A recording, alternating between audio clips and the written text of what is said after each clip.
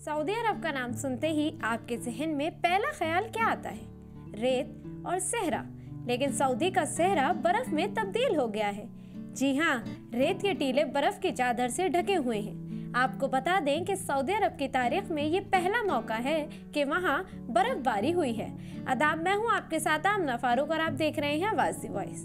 दरअसल सऊदी की यह हालत अचानक ज़ालबारी के बाद हुई। चंद मिनटों में इतने ओले गिरे कि रेत का सहरा बर्फ के सहरे में तब्दील हो गया और चारों तरफ ओलों की चादर नजर आने लगी। रेत के टीले बर्फ के पहाड़ की तरह दिखाई दे रहे हैं। इलाके में वक्फे वक्फे से बारिश और ज़ालबारी का सिलसिला जारी है। वादियां और नशीबी इलाकों में नदी नाले पानी से भर गए हैं। सऊदी अरब के अलजूफ रीजन में होने वाली बारिश और शदीद ज़ालबारी से मुतअद्दिद इलाके बर्फ की तरह सफ़ेद दिखाई दे रहे हैं।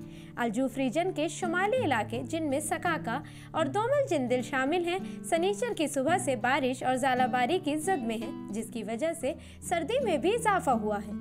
कौमी मरकज़ बराए मौसमियात की जानिब से जारी रिपोर्ट में पेशगोई की गई कि अलजूफ रीजन के मुख्तलिफ इलाकों में आइंदा चंद रोज़ तक बारिश और ज़ालबारी का सिलसिला जारी रहेगा, जबकि बाज़ इलाके नशीबी इलाकों में सैलाबी सूरत हाल भी पेश आ सकती है।